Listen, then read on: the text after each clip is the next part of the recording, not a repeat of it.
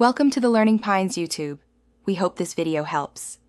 You start by preparing the workbook and choosing conversion tooling. Open the copied Excel file and identify Zawgyi cells. You can use a quick visual scan or an automatic detector. Once done, install a trusted Zawgyi or Unicode font or the Excel macro/conversion add-in, because converting in place without tools can corrupt text. Make sure to enable macros if using a script. Otherwise, the converter font will provide a safer, simpler path for the first conversion pass. You now perform the conversion step by step. Select the cells or columns containing Zawgyi and run the converter macro or apply the conversion routine provided by the tool.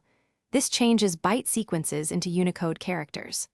While it runs, watch for formula cells and prevent converting formulas that include text you want left intact.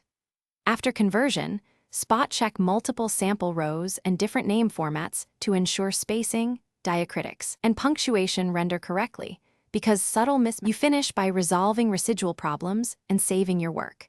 Use targeted find and replace operations for leftover Zawgyi sequences and run a quick proofread for stacked vowels and tone marks where context matters.